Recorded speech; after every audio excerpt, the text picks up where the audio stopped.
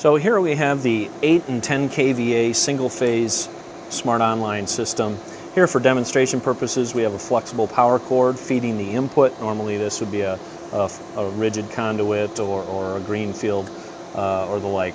We have a NEMA style receptacle PDU with maintenance bypass switch, and we have a battery connection. Okay? To replace the system, first we would take the battery connection out because this power module needs service.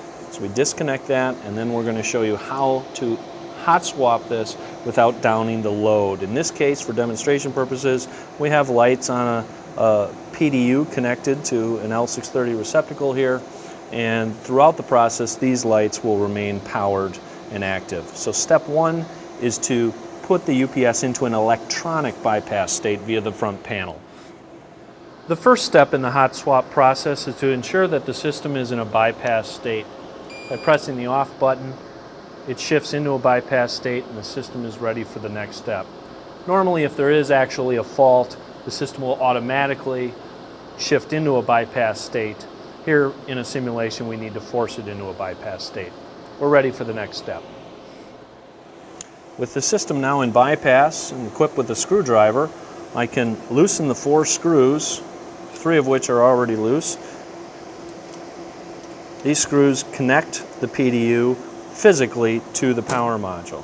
Once that's done, I can rotate this switch to a bypass state, and you'll see all of the load lights remain powered and on. At this time, all the input and the output is happening within this maintenance bypass box, and I can detach the box from the power module itself.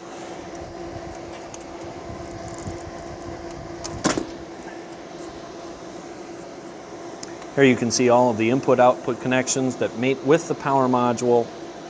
Okay, I can now remove the power module, reinstall a new power module while my loads remain powered.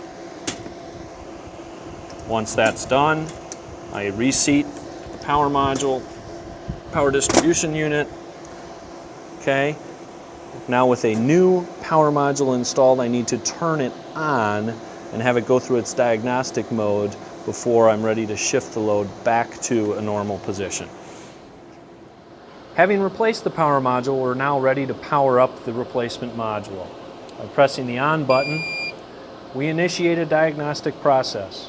It tests the rectifier, the inverter, and various internal functions. There the rectifier has begun. Soon the inverter will restart and the load will be back into a double conversion served state. There we go. We're ready for the next step in the swap process.